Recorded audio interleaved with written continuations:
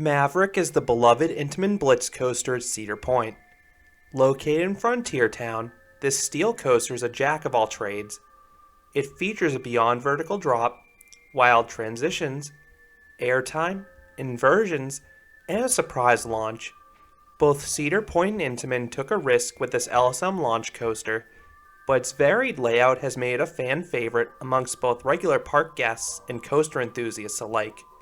But where do I place Maverick? Find out in this review. Cedar Point loves their record-breaking attractions. Many of their coasters break some sort of height, speed, and length record for the respective genre. The park installed 3 monstrous Intamin creations between 2000 and 2003. 2000 brought Millennium Force, the world's first giga coaster or roller coaster to break the 300-foot or 91-meter barrier. 2002 brought Wicked Twister, the world's tallest and fastest inverted coaster. And 2003 brought Top Thrill Dragster, the world's tallest and fastest roller coaster.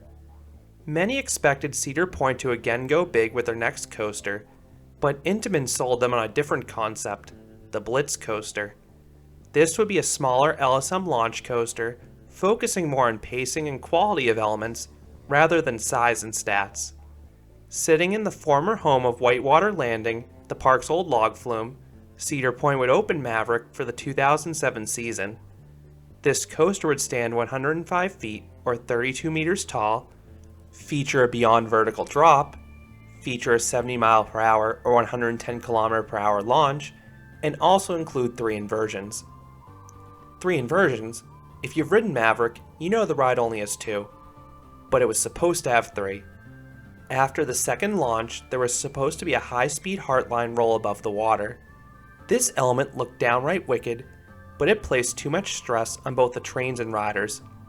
While I wish I could have experienced this element, it was replaced at the last minute with a more traditional S-bend prior to opening.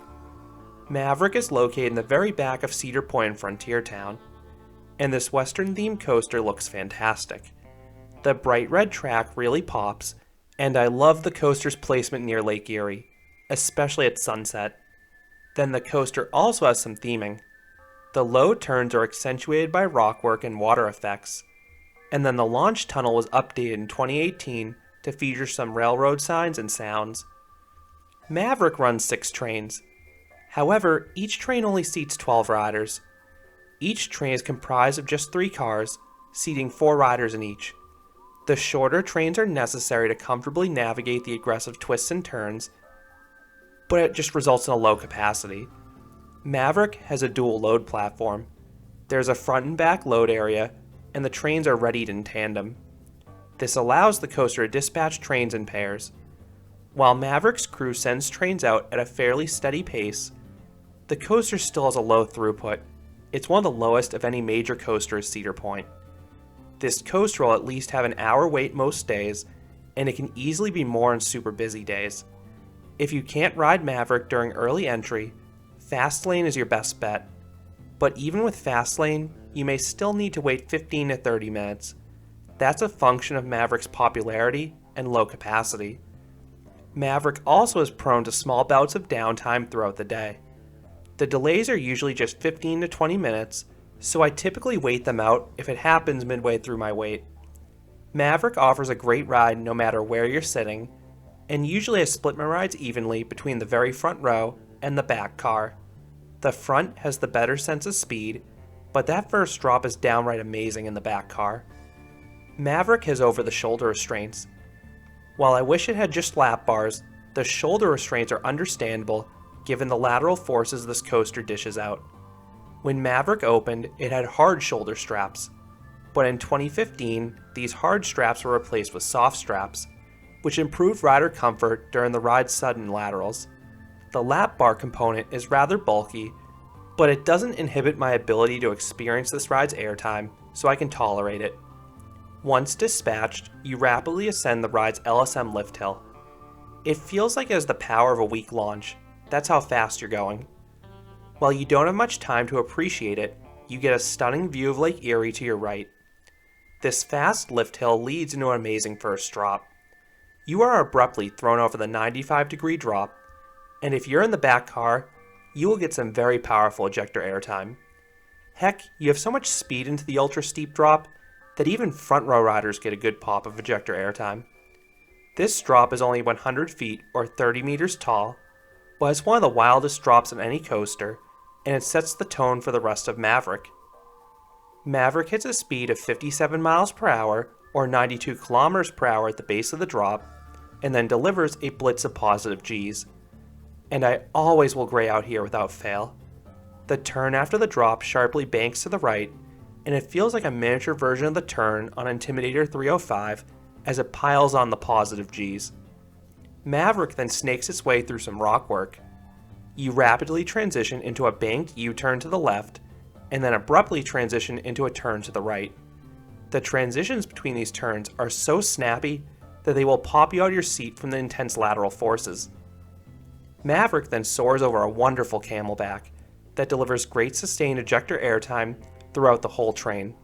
It's one of the ride's best airtime moments. After a decently forceful banked U-turn, Maverick treats riders to the twisted horseshoe roll. These are two corkscrews broken up by a U-turn. And these corkscrews are okay. They're too fast to offer any hang time, and they just can't match the snap of an old school B&M looper. These ones on Maverick just have a little bit of snap to them. The turn in between the corkscrews does offer some mild positive Gs, as does the turn that follows the inversions. You then wrap up Maverick's first half by shooting into a dark tunnel below the station. A set of brakes will slow you down. You'll see a railroad crossing ahead of you, and the bells will start chiming. You then pull forwards into an LSM launch, and you rapidly accelerate to the ride's top speed.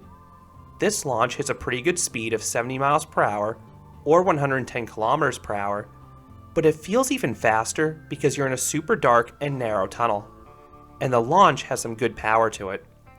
At the last second, you viciously snap to the left, getting a powerful blast of laterals. You then rise out of the tunnel over this giant camelback. There are a set of trims in the ascent, and they will definitely slow you down. The resultant hill only offers decent floater airtime towards the back of the train. On a good day, you may get some very weak airtime in front. You then whip around a turn over the water. The turn itself is pretty forceful, and it's paired with some water cannons. You're moving too fast on-ride to appreciate those water cannons, so the effect is more for onlookers. The bank turn then rapidly transitions into a left turn, getting a weaker version of the lateral snap you experienced in the first half. You then navigate back-to-back Stengel dives. These are two hills with overbanked twists at the apex. The first occurs below the lift hill, which creates some awesome head choppers with supports. The second occurs above the first half's twists. Both are super aggressive. The elements have some intense laterals as they abruptly throw you to the side. Maverick then flies over a speed hill, delivering some nice ejector airtime before twisting into the brake run. You may have to wait a little bit for the trains ahead of you to be dispatched, but you'll need that moment to catch your breath anyway after experiencing 4,450 feet or 1,360 meters of intense elements. Despite nearly a decade and a half of operation, Maverick is still remarkably smooth. Intamin's track work and profiling was perfection for this coaster. Then the pacing is fantastic too. The twisted horseshoe roll is just okay, but every other element is top notch, and Maverick holds his speed well throughout all those elements. So what would I rate Maverick? I would give this Intamin creation a 9.5 out of 10. This is a powerhouse of a coaster. It does a little bit of everything, and it does everything well. It has strong ejector airtime, it has powerful positive Gs, it has flawless transitions, it has a great launch, and it even has some theming. The inversions are fine, that's really the weakest thing about the ride, but everything else makes Maverick special. It's such a wild, yet re-rideable coaster. I think this is the third best coaster at Cedar Point after Steel Vengeance and Millennium Force. Although I think most enthusiasts will probably place Maverick ahead of Millennium Force. I won't deny that Maverick has better elements and a more forceful ride than Millennium. I just have more fun in the front row of Millennium Force, experiencing that coaster's ridiculous speed. I don't quite put Maverick in my top 25 steel coasters, but I always have a blast in this ride. It's just so different from the other coasters out there. So those are my thoughts on Maverick, the super varied Intamin coaster at Cedar Point. What are your thoughts on this Blitz coaster? Do you think it's one of the world's best coasters? I would love to hear your thoughts down in the comments. If you enjoyed this review, I'd appreciate it if you gave this video a like and you considered subscribing, because there'll be a lot more roller coaster and amusement park videos here at Canobie Coaster. Thanks for watching.